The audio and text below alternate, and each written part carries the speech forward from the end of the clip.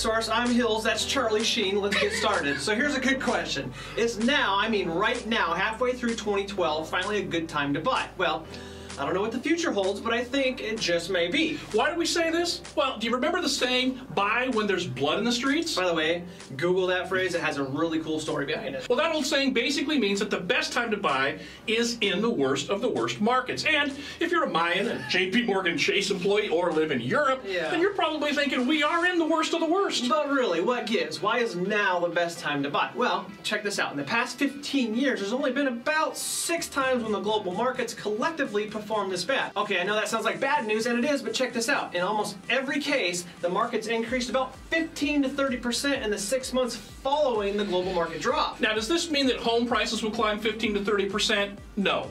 But it is a good indication that, historically speaking, the markets in general could increase, which typically sparks home buyers that are on the fence to jump off in fear of paying too much for their new home. Now, we have another reason as to why we feel that now, just now, may be the time to buy. As most of you have seen, inventory is drying up. Or is it? Well, my personal take, and we can't really quantify this for you, and it's just hearsay, but my personal take, I think inventory is on hold from Fannie and Freddie and the banks because of the looming election. Yep. Off the record, several asset managers have made the comment that REO inventory is on hold until after the election. I wonder why. I wonder why. Well, you think maybe they're trying to paint the picture that everything's hunky-dory and look at us, we fixed the foreclosure problem. Yippee! Well, nonetheless, for whatever reason, inventory is dried up. Maybe it's only for 6 months or so, but it doesn't really matter. This, coupled with the reason that we just spoke about earlier, may spark a buying frenzy for the last half of 2012. Now, how long will that last? That we do not know.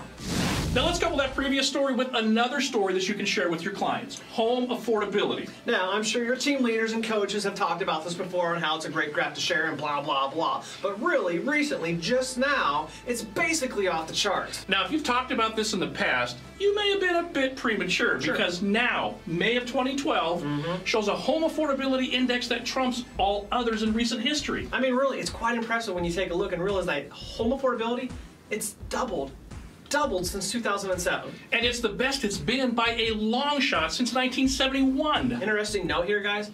Income is the primary factor, not price and availability, that determines housing affordability. Yeah, and the most common approach to measure the affordability of housing has been to consider the percentage of income that a household spends on its housing expenditure. So from that, we can deduct that the percentage of income that a household spends on housing expenditures is the most affordable it's been since Apollo 14 made its flight in 1971, or since the Hawk graduated high school. Whatever, dude. Hey, another way to put this into perspective is this. In 1971, the average cost of a house was $25,000 and the average income was 10 grand. Average monthly rent, $150, and gas was only 40 cents a gallon. And the Datsun 1200 Sports Coupe was the it car to own. So take that all into account, and now, May of 2012, not 1971, housing is more affordable. Now, that's something you may want to share on Facebook. See you guys next week. Hey, you know what else happened in 1971? Jim Morrison died, the first pocket calculator was released, Nixon was president, and they lowered the U.S. voting age to 18. Dude, you seem to know an awful lot about 1971. For a guy who wasn't even born yet. This guy. Hey, yeah, it's called the internet, Gary.